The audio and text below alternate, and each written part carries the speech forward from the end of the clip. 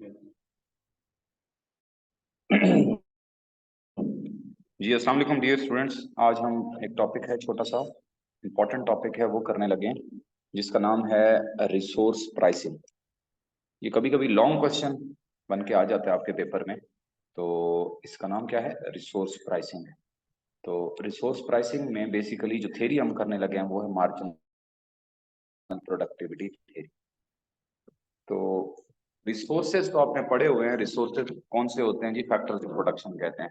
Factors of production आपके पास कितने होते थे? चार: लैंड, लेबर, कैपिटल और एंटरप्राइज। ठीक है ना, या ऑर्गेनाइजेशन। तो यहाँ पर हम लेबर के पॉइंट ऑफ व्यू से कर रहे हैं, जिसका नाम है मार्जिनल प्रोडक्टिविटी थ्योरी। ये लॉन्ग क्वेश्चन बन के आपके पेपर में आ सकता है, इसलिए उस हिसाब से प्रिपेयर करना है। तो जो मार्जिनल प्रोडक्टिविटी थ्योरी है वो एसोसिएटेड है एल्फ्रेड मार्शल और जेबी क्लार्क के साथ। इन्होंने, इनके मुताबिक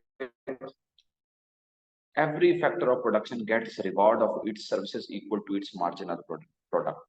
मार्जिनल प्रोडक्ट क्या होती है? जो मार्जिनल प्रोडक्ट होती है वो होती है एक वर्कर जो आपने एडिशनल लगाया है ना, उससे रिसीव होने वाली जो आउटपुट है, एक एडिशनल वर्कर की जो आउटपुट है, उसे कहते हैं marginal product.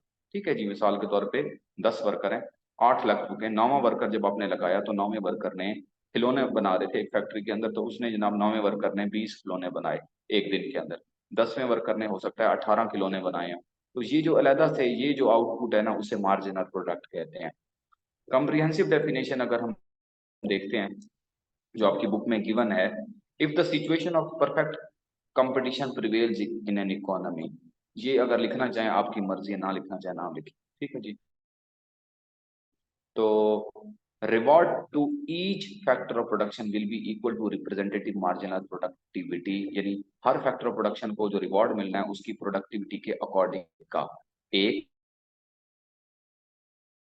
Product is the amount obtained by selling marginal product in the market. ये थोड़ी सी मुश्किल हो जाएगी, आपको समझ नहीं आएगी। जो पहली दो बताई हैं वो आप कर लें तो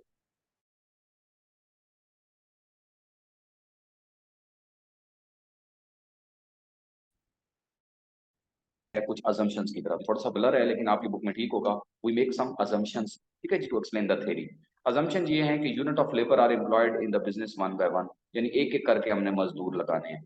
हर लेबर को 60 रुपए सैलरी मिलेगी उसकी सर्विसेज की। 60 रुपीज सैलरी फिक्स है। The firm is producing clothes. जैसे मैं टॉयज का बता रहा था, ये क्लॉथ्स बना रहे हैं, और हर 1 मीटर कपड़े की कीमत जो उसने अज्यूम की है वो 10 रुपए की हुई है।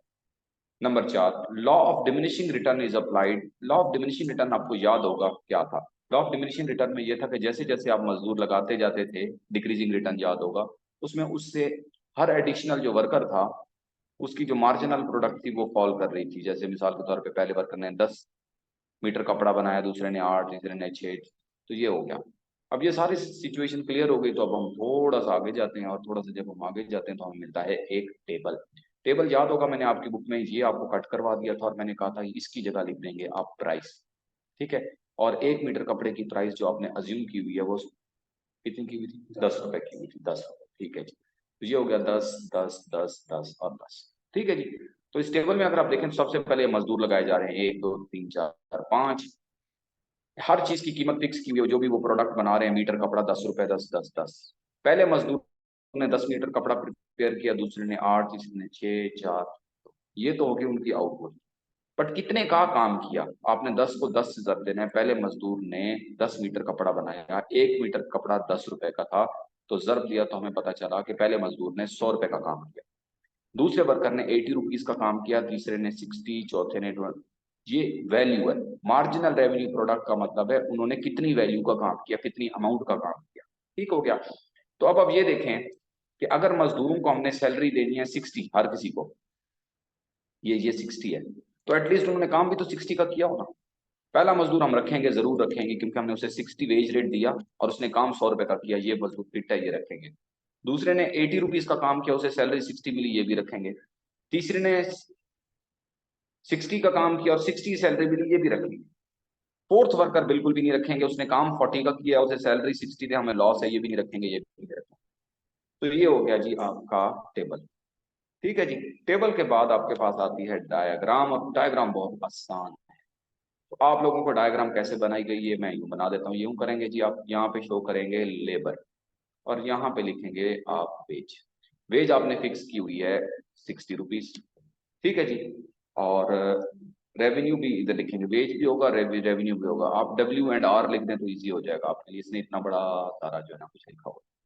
सो वेज है 60 फिक्स। पहले मजदूर ने काम किया था 100 का, दूसरे ने 80 का किया था, तीसरे ने 60 का, फिर ये और ये तो आपको अब ये वाली स्टोरी इस लाइन से समझ आ गई होगी। ये देखिए 100 है, 60 है, ये मैं मिटाता हूँ। आप देखिए पहले वर्कर ने काम किया था 100, दूसरे ने 80 का, तीसरे ने 60 का, चौथे ने 40, पांचवे ने 20 का। ये पॉइंट्स जब हमने मिलाए तो हमें ये मिला MRP कर, मार्जिनल रेवेन्यू प्रोडक्ट का। और सैलरी कितनी फिक्स है 60। जहां पर वेज रेट और MRP एक दूसरे को कट करते हैं वो इक्विलिब्रियम पॉइंट होता है। और हम कितने मजदूर रखेंगे, 3 रखेंगे। ऊपर वाले टेबल के अकॉर्डिंगली हम 3 वर्कर रखेंगे। चौथे पे हमें लॉस है क्योंकि चौथा वर्कर जो है उसको वेज हम ज्यादा दे रहे हैं और वो काम कर रहा है इतना, तो ये लॉस है, ये नहीं करेंगे आप, ठीक है ना।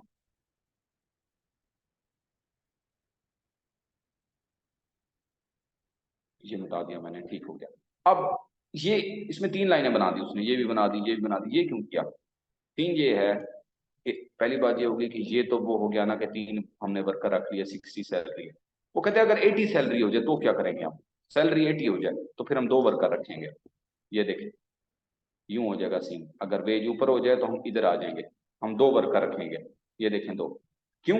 क्योंकि 80 रुपीज अगर सैलरी है तो अगर ऊपर जाएं हम टेबल में, ये चेक करें, अगर सैलरी 80 हो जाए इधर, 80 80 80, तो भाई जहां 80 80 इक्वल होगा उतने ही वर्कर रखेंगे। और ये हो रहा है दूसरे पॉइंट पे।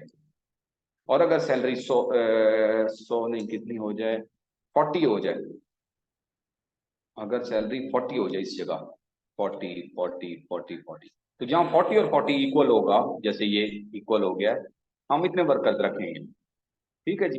4 वर्कर रखेंगे। तो ये उसने आपको नीचे डायग्राम के अंदर बताने की कोशिश की है।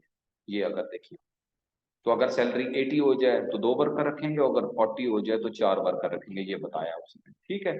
आप ये बताना चाहें बता दें, नहीं तो ये डायग्राम आपने जरूर बनानी है पेपर में। एक डायग्राम की एक्सप्लेनेशन देख लेंगे। ये क्वेश्चन देना चाहें दे दें, ना देना चाहें ना दें, इट्स अप टू यू। ये थेरी की इक्वेशन है कि आप मजदूर को जो एम्प्लॉय करेंगे इस रूल के अकॉर्डिंगली करेंगे जब उनकी प्रोडक्टिविटी और उनकी प्राइस, ये प्राइस ऑफ ए का मतलब फैक्टर ऑफ प्रोडक्शन की प्राइस, इक्वल हो जाए दूसरे फैक्टर्स के इक्वल। तो अगर करना चाहें कर ले, ना करना चाहें इट्स अप टू यू। ये क्वेश्चन आपका टेबल इंपॉर्टेंट है, डायग्राम इंपॉर्टेंट है। आप सीधा सीधा अजम्पशंस पे आए, इसकी हेडिंग्स आप कर सकते हैं।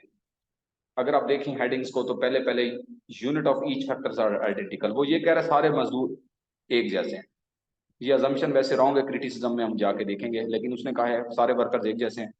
Mobility of factors of production, जहां भी रिवॉर्ड ज्यादा मिलेगा वर्कर वहां चला जाएगा। मोबिलिटी का मतलब है ही विल मूव, ठीक है। और ये परफेक्ट मोबिलिटी है। परफेक्ट का मतलब इसने लिखा भी हुआ, ये बुक है स्टूडेंट की, तो ये perfect mobility of factor of production है कि यानी फैक्टर ऑफ प्रोडक्शन को जहां ज्यादा रिवॉर्ड मिलेगा वो वहां काम करने जाएगा।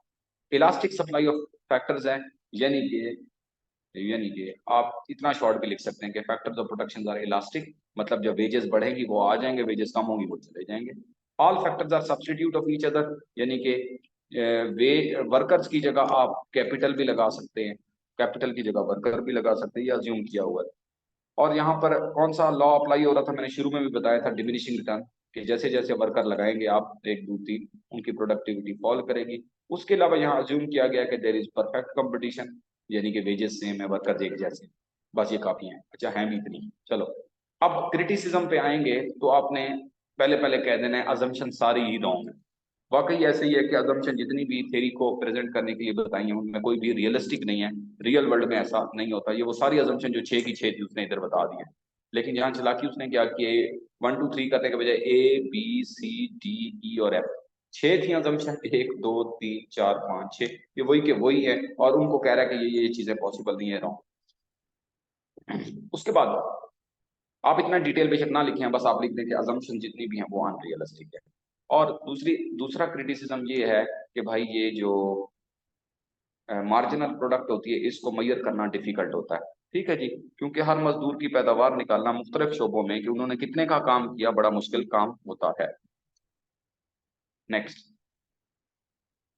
सम टाइम आपका नेचर ऑफ वर्क जो है वो ऐसा होता है जिसमें आप मार्जिनल प्रोडक्टिविटी फाइंड आउट नहीं कर सकते। मिसाल के तौर पे देखें, प्रोफेसर हॉब्सन ने कहा है कि टेक्निकल ऑब्जेक्शन किया है कि supposing that single man runs a single machine, in this situation marginal product can not be good. यानी एक बंदा एक मशीन चलाता है तो उसकी प्रोडक्टिविटी फाइंड आउट करना बड़ा मुश्किल काम है। फैक्टर्स आर इंडिविजिबल, कुछ फैक्टर्स ऐसे होते हैं जिनके छोटे छोटे यूनिट्स नहीं बनाए जा सकते और वो एक ही दफा यूज होते हैं। तो इसने एग्जांपल तो नहीं दी है, लेकिन ये है कि कुछ उनकी मार्जिनल प्रोडक्ट भी नहीं पता चल सकती। Supply of factors is ignored. ठीक है जी, और ये सारा डिमांड साइड थ्योरी थी जिसमें वर्कर्स की सिर्फ डिमांड फॉर लेबर की बात हो रही थी, सप्लाई साइड नहीं डिस्कस की गई कि सप्लाई कैसे आएगी। सप्लाई ऑफ लेबर जो है वो किन किन चीजों से अफेक्ट होती है वो बिल्कुल डिस्कस नहीं किया गया। तो ये अगर हेडिंग्स भी कर लेंगे ये तीन चार तो आपका क्वेश्चन कंप्लीट हो जाएगा। ठीक है जी, तो इसके नेक्स्ट पेज पे भी आपकी बुक के अंदर कुछ क्रिटिसिज्म दिया गया है, जैसे ये है कि marginal productivity of labour depend करती है मशीन के ऊपर भी। जितनी अच्छी मशीन आप लेबर को देंगे वो उतना ज्यादा प्रोडक्टिव होगा। ये चीज इसमें नहीं डिस्कस की गई इस थ्योरी के अंदर, तो ये भी एक क्रिटिसिज्म है। ठीक है जी, तो यहाँ तक कर लेंगे, 6 तक इसको छोड़ दें, इन पॉइंट्स पे मैंने पहले भी कटवा दिए थे, तो ये आपका क्वेश्चन जो है वो कंप्लीट हो जाता है। ठीक है जी, तो इंशाल्लाह कल मिलेंगे फिर आप सेम टाइम और एक अपने फैसले के साथ।